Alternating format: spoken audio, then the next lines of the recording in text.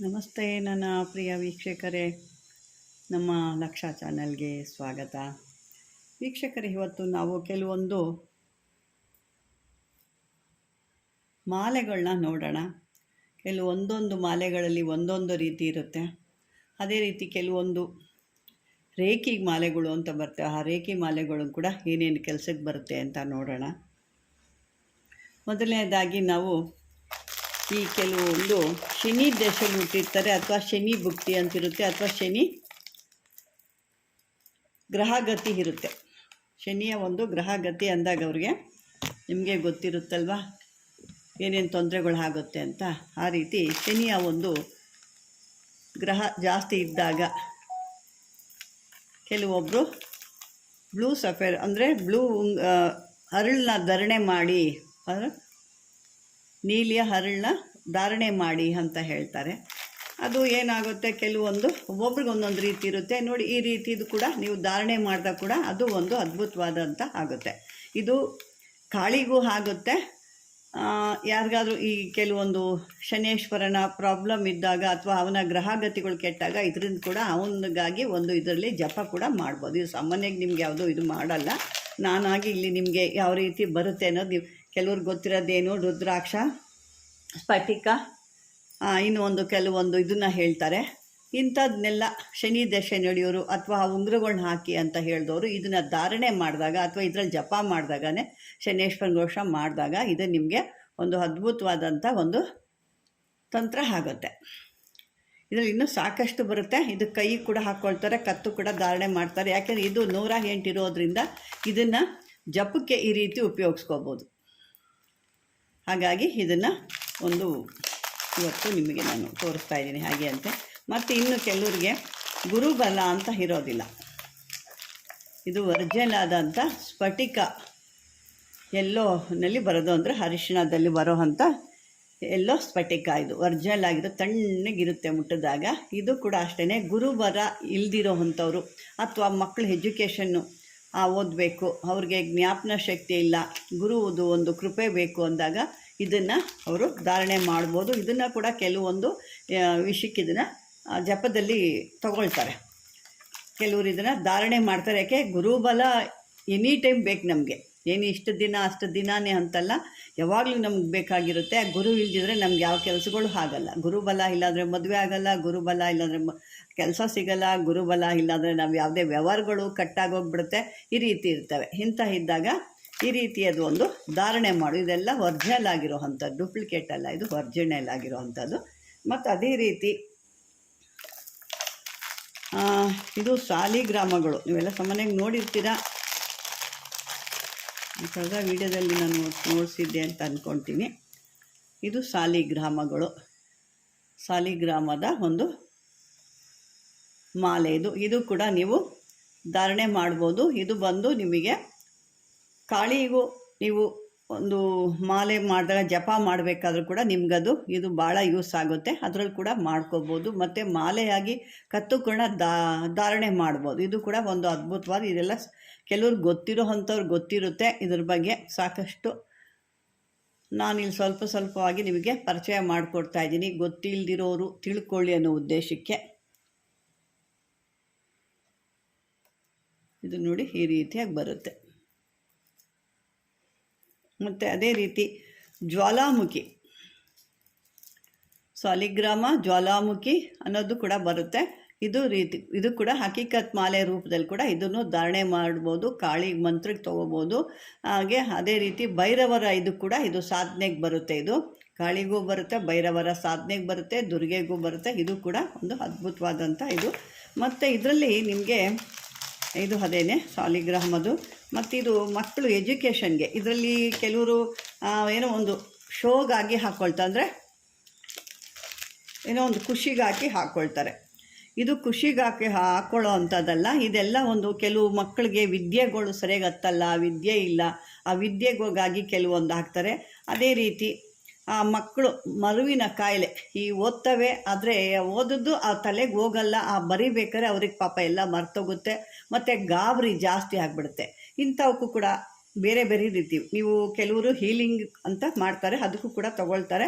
ಆದರೆ ಇನ್ನೂ ಕೆಲವೊಂದಕ್ಕೆ ಇದೆಲ್ಲ ಮತ್ತು ದೇಹದಲ್ಲಿ ಕೆಲವೊಂದು ದುಷ್ಟಶಕ್ತಿಗಳಿದ್ದಾಗ ಅದಕ್ಕೂ ಕೂಡ ಬರುತ್ತೆ.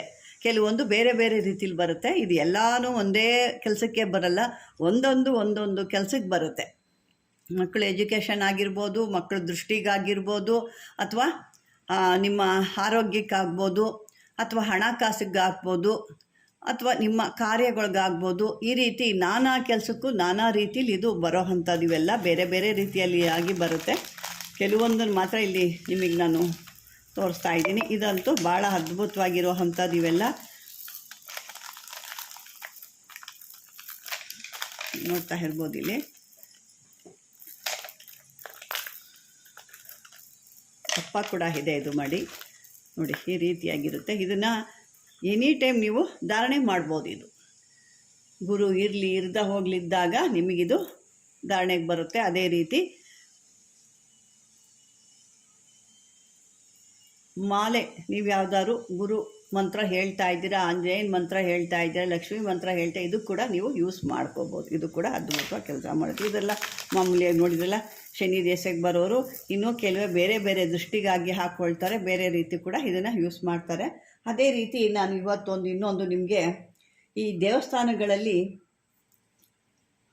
ಕೆಲವರು ದೇವರು ಉದ್ಭವ ಆಗಿರುತ್ತೆ, ಕೆಲವು ದೇವರುಗಳು ಉದ್ಭವ ಆಗಿರುತ್ತೆ. ಆ ಉದ್ಭವ ಆದಾಗ ಅದು ಸ್ವಲ್ಪ ದಿವಸ ಅದು ಏನೋ ಒಂದು ರೀತಿ ನಡೆಯುತ್ತೆ. ತದನಂತರ ಅದು ಯಾವುದೇ ರೀತಿಯಲ್ಲಿ ಅಭಿವೃದ್ಧಿ ಆಗಲ್ಲ. ಅಂಥದಕ್ಕೆಲ್ಲ ನೀವು ಏನು ಮಾಡ್ಬೋದು, ಅಂಥದಕ್ಕೊಂದು ಮಂತ್ರ ನಾನು ಕೊಡ್ತಾ ಇದ್ದೀನಿ ಇಲ್ಲಿ. ಸಾಕಷ್ಟು ನಾವು ನೋಡ್ತಿರೋದೇ ದೇವಸ್ಥಾನಗಳದು. ಪ್ರತಿದಿನ ಇಲ್ಲ ಅಂತಂದ್ರೆ ಎಷ್ಟೋ ಕಾಲ್ಗಳು ಬರೋದು ದೇವಸ್ಥಾನಗಳು ಅಂಥದ್ದು. ಅದಕ್ಕಾಗಿ ಇವತ್ತೊಂದು ನಾನು ಒಂದು ಉದ್ಭವ ದೇವರುಗಳಿಗೆ ಯಾವ ಥರ ಅನ್ನೋದು ನಾನು ಒಂದು ಮಂತ್ರ ಕೊಡ್ತೀನಿ ಇಲ್ಲಿ. ಆದರೆ ನಾನು ಡಿಸ್ಕ್ರಿಪ್ಷನ್ ಹಾಕ್ತೀನಿ, ಆದರೂ ಅದರಲ್ಲಿ ಕೂಡ ನೋಡ್ಕೊಳ್ಳಿ. ಆಗಿಲ್ಲ ಅಂದರೆ ನಾನು ಇಲ್ಲಿ ನಿಮ್ಗೊಂದು ಸಾರಿ ಹೇಳ್ತೀನಿ. ಇದನ್ನು ಯಾವ ರೀತಿ ಹೇಳಬೇಕು. ಪ್ರತಿದಿನ ಇದು 1000 ಸರಿ ಈ ಒಂದು ವಿಗ್ರಹದ ಹತ್ರ ನಿಂತ್ಕೊಂಡು ಪಠನೆ ಮಾಡ್ತಿರ್ಬೇಕು. ನೀವು ವಿಗ್ರಹಗಳ ಹತ್ರ ನೀವು ಇಟ್ಕೊಂಡು ನೋಡಿ, ಆ ಥರ ಮಾಡೋದಕ್ಕೆ ಈ ರೀತಿ ಬೇಕಾಗುತ್ತೆ ಮಾಲೆ. ಆ ರೀತಿ ದೇವರುಗಳೊಂದು ಉದ್ಭವ ಮೂರ್ತಿಗಳಾಗಿರ್ಬೋದು, ಪ್ರತಿಷ್ಠಾಪನೆ ಮೂರ್ತಿಗಳಾಗಿರ್ಬೋದು, ಅಂಥ ಒಂದು ಇದಕ್ಕೆ ಈ ಒಂದು ಮಾಲೆಗಳು ಭಾಳ ಉಪಯೋಗಕ್ಕೆ ಬರುತ್ತೆ. ಇದು ಶನಿ ಮಹಾತ್ಮಂದು ಏನಾದರೂ ಉದ್ಭವ ಮೂರ್ತಿ ಆಗಿದೆ, ಅಲ್ಲಿ ಏನಾದರೂ ನಾವು ಮಂತ್ರ ಹೇಳ್ಬೋದಾದರೆ ಖಂಡಿತ ಈ ಮಂತ್ರ ಇಟ್ಕೊಂಡು ಜಪ ಮಾಡಿ ನೀವು ಮಾಡ್ಬೋದು. ಅದೇ ರೀತಿ ಕಾಳಿ ಇದ್ದಾಳೆ, ದುರ್ಗಿ ಇದ್ದಾಳೆ, ಇದಕ್ಕೆ ಯಾವುದು ಅಂತಂದರೆ ನೀವು ಸಾಲಿಗ್ರಾಮದಲ್ಲೂ ಕೂಡ ಮಾಡ್ಬೋದು, ಜ್ವಾಲಾಮುಖಿಲಿ ಕೂಡ ಮಾಡ್ಬೋದು, ಎರಡರಲ್ಲಿ ಕೂಡ ಮಾಡ್ಬೋದು. ಈ ಜ್ವಾಲಾಮುಖಿಲಿ ಅಂದರೆ ಒಂದು ರೀತಿ ಪ್ಲೇನ್ ಆಗಿರುತ್ತೆ, ಇದು ಬಂದು ಒಂದು ಸ್ವಲ್ಪ ಡಾಟ್ಸ್ ಇರುತ್ತೆ. ನಿಮಗೆ ಹತ್ತಿರದಿಂದ ನೋಡಿದಾಗ ಗೊತ್ತಾಗುತ್ತೆ. ಇದು ಈ ರೀತಿ ಬರುತ್ತೆ. ಇದು ಎಲ್ಲ ಮಕ್ಕಳಿಗಾಗಿ ನಾನು ಹೇಳಿದ್ನಲ್ಲ, ಈ ರೀತಿ ಒಂದು ಈ ಮಾಲೆಗಳಲ್ಲಿ ನೀವು ಪ್ರತಿದಿನ ಆ ವಿಗ್ರಹಗಳ ಹತ್ರ ಇದನ್ನು ಈ ಒಂದು ಮಂತ್ರನ ಜಪ ಮಾಡ್ತಾ ಇದ್ದರೆ ಆ ವಿಗ್ರಹಗಳಿಗೆ ಉದ್ಭವ ವಿಗ್ರಹ ಆಗಿರ್ಬೋದು, ಅಥವಾ ನೀವು ಪ್ರತಿಷ್ಠಾಪನೆ ವಿಗ್ರಹ ಕೂಡ ಆಗಿರ್ಬೋದು, ಅದಕ್ಕೆ ಚೈತನ್ಯ ಅನ್ನೋದು ಬರುತ್ತೆ. ಜನಗಳನ್ನ ಆಕರ್ಷಣೆ ಮಾಡುತ್ತೆ, ಸರ್ವ ಜನಗಳನ್ನ ಕೂಡ ಆಕರ್ಷಣೆ ಮಾಡುವಂಥ ಒಂದು ಅದ್ಭುತವಾದ ಮಂತ್ರ. ಅದೇ ರೀತಿ ಯಾರು ಆ ಮಂತ್ರನ ಪಠನೆ ಮಾಡ್ತಿರ್ತಾರೋ ಅವರು ಕೂಡ ಜನಗಳು ಅವ್ರಿಗೆ ಭಾಳ ಆಕರ್ಷಣೆ ಆಗ್ತಾರೆ. ಅಂಥ ಒಂದು ಅದ್ಭುತವಾದಂಥ ಮಂತ್ರ ಇದು. ಈ ಮಂತ್ರ ನಾನು ಹೇಳ್ತೀನಿ ಒಂದು ಬಾರಿ. ಓಂ ಭಕ್ತಿ ಪ್ರಿಯಾಯ ವಿದ್ಮಹೆ ಜ್ಞಾನ ವಿಗ್ರಹಾಯ ಧೀಮಹಿ ತನ್ನೋ ಉದ್ಭವಂ ಪ್ರಚೋದಯಾತು. ಈ ಮಂತ್ರ ಇದನ್ನು ನೀವು ಪ್ರತಿದಿನ 1000 ಯಾಕೆಂದರೆ ಮೊಡಲೈನಿರೋದು ಅದು ಫಸ್ಟು ನಿಮಗೆ ಸ್ಟಾರ್ಟಿಂಗಲ್ಲಿ ಸ್ವಲ್ಪ ಕಷ್ಟ ಆದರೆ ಆಮೇಲೆ ನಿಮಗೆ ಈಸಿ ಆಗುತ್ತೆ. ಅದನ್ನು 1000 ಬಾರಿ ಈಸಿಯಾಗಿ ಕೂಡ ನೀವು ಹೇಳ್ಕೋದು. ಅದು ವಿಗ್ರಹಗಳ ಹತ್ರ ನಿಂತ್ಕೊಂಡು ನೀವು ಹೇಳ್ತಾ ಇರಬೇಕು. ಹೇಳ್ತಾ ಇದ್ದಾಗ ಆ ವಿಗ್ರಹಕ್ಕೂ ಚೈತನ್ಯ ಬರುತ್ತೆ, ನಿಮ್ಮಲ್ಲಿ ಕೂಡ ಚೈತನ್ಯ ಅಂದರೆ ಜನನ ಆಕರ್ಷಣೆ ಮಾಡೋ ಅಂಥ ಒಂದು ಆ ಮುಖದಲ್ಲಿ ಒಂದು ಹೇಳ್ತೀವಿ ನೋಡಿ, ಮುಖ ನೋಡ್ತಿದ್ರೇ ಒಂದು ಇದ್ದೀರಪ್ಪ, ಅವ್ರಿಗೆ ಮುಖದಲ್ಲಿ ಎಷ್ಟು ಒಂದು ಕಾಂತಿ ಇದೆ, ನೋಡಿದ ತಕ್ಷಣ ಏನೋ ಒಂದು ಭಾವನೆ ಬರುತ್ತೆ, ನಮ್ಗೆ ಒಳ್ಳೆ ಭಾವನೆ ಬರುತ್ತೆ, ಅವರಲ್ಲಿ ಏನೋ ಒಂದು ಶಕ್ತಿ ಇದೆ ಅನಿಸುತ್ತೆ ಅಂತ ಕೆಲವರು ಸಾಕಷ್ಟು ಜನ ಮಾತಾಡ್ಕೊಳ್ತಾ ಇರ್ತಾರೆ. ಎಲ್ಲರೂ ನಾವು ಒಬ್ಬರ ಋಷಿಗಳನ್ನೋ ಅಥವಾ ಗುರುಗಳನ್ನೋ ಒಂದು ಒಳ್ಳೆಯ ಸನ್ಯಾಸಿಗಳನ್ನೋ ನೋಡಿದಾಗ ಕೆಲವರು ಒಳ್ಳೆಯವರು ಇರ್ತಾರೆ, ಅದರಲ್ಲಿ ಬೇರೆ ರೀತಿಯವರು ಇರ್ತಾರೆ ಬಿಡಿ, ಅದು ನಿಮಗೂ ಗೊತ್ತಿದೆ. ಅಂಥ ಒಂದು ಮಹಾನ್ ಭಾವರು ಇದ್ದಂಥ ಈ ಶ್ರೀಧರ ಸ್ವಾಮಿಗಳಿದ್ರು ನೋಡಿ, ಅವರೆಲ್ಲ ಅಂಥವ್ರ ಮುಖ ನೋಡಿದಾಗ ಏನಾಗ್ತಿತ್ತು, ಇವರಲ್ಲಿ ಏನೋ ಒಂದು ಶಕ್ತಿ ಇದೆ, ಅಯಸ್ಕಾಂತ ಥರ ನಮ್ಮನ್ನು ಎಳೆಯುತ್ತೆ ಅವ್ರ ಹತ್ರ ಅಂತ ಹೇಳ್ಕೊಳ್ತೀವಿ. ಅಂಥ ರೀತಿ ಮಾಡೋ ಅಂಥ ಈ ಮಂತ್ರ ಇದು ವಿಗ್ರಹಗಳಿಗೂ ಬರುತ್ತೆ, ಹೇಳ್ತಾ ಇರೋ ಅಂಥವ್ರಿಗೂ ಬರುತ್ತೆ. ಇದು ಒಂದು ಅದ್ಭುತವಾದಂಥದ್ದು. ಈ ಮಂತ್ರನ ನೀವು ಹೇಳ್ಕೊಂಡು ಡೈಲಿ ಅದನ್ನು ಆ ವಿಗ್ರಹಗಳು ಹೇಳ್ತಾ ಇದ್ದಾಗ ವಿಗ್ರಹದ ಬಳಿ ನಿಂತ್ಕೋಬೇಕು, ಹೇಳ್ಕೋಬೇಕು. ನಿಮ್ಗೆ ಇನ್ನೂ ನಮಗೆ ಪವರ್ಫುಲ್ ಆಗಬೇಕು, ಇನ್ನೂ ಬೇಗ ಕೆಲಸ ಆಗಬೇಕು ಅಂದರೆ ಒಂದು ತಂಬಿಗೆಯಲ್ಲಿ ನೀರು ಇಟ್ಕೊಂಡು ಆ ನೀರಿನೊಳಗೆ ಕೈಯಲ್ಲಿ ನೀರಲ್ಲಿ ಅದು ಬಿದ್ದಿರಬೇಕು. ಏನು, ಈ ಒಂದು ಮಾಲೆ ಈಗ ಇದೇ ಒಂದು ನೀರು ಒಂದು ತಂಬಿಗೆ ಅಂದ್ಕೊಳ್ಳಿ. ಈ ತಂಬಿಗೆ ಒಳಗಡೆ ಇದನ್ನು ನೀವು ಈ ರೀತಿ ಹೇಳ್ತಾ ಇದ್ದಾಗ ಅದು ಅದರೊಳಗೆ ಬಿದ್ದಿರಬೇಕು. ಈ ಥರ ನೀರಲ್ಲಿ ಬಿದ್ದು ಆ ನೀರನ್ನು ತೆಗೆದು ನೀವು ದೇವರುಗಳಿಗೆ ಅಥವಾ ನಿಮಗೆ ನೀವು ಮುಖ ತೊಳಿಬೋದು, ಸ್ನಾನ ಮಾಡ್ಬೋದು. ಅಂದರೆ ಅದು ಸ್ನಾನ ಅಂದರೆ ಬೇರೆ ರೀತಿ ನೀವು ಎಲ್ಲ ಸೋಪೆಲ್ಲ ಹಾಕ್ಕೊಂಡು ಆ ಥರ ಎಲ್ಲ ಮಾಡೋಂಗಿಲ್ಲ. ಅದನ್ನು ನೀವು ಸ್ನಾನಕ್ಕಾಗ್ಬೋದು, ಕುಡಿಬೋದು, ದೇವತೆಗಳಿಗೆ ಅಭಿಷೇಕ ಕೂಡ ಮಾಡ್ಬೋದು. ಇದನ್ನು ಮಾಡಿಕೊಂಡ್ರೆ ಎಷ್ಟೋ ದೇವತೆಗಳು ಅಲ್ಲಿ ಒಂದು ಶಕ್ತಿಯುತವಾಗಿರ್ತವೆ. ಇದನ್ನು ಯಾಕೆ ಈ ರೀತಿ ಹೇಳ್ತಾ ಇದ್ದೀವಿ ಅಂದಾಗ ಸಾಕಷ್ಟು ಕರೆಗಳಿರೋದೆ ಅದು.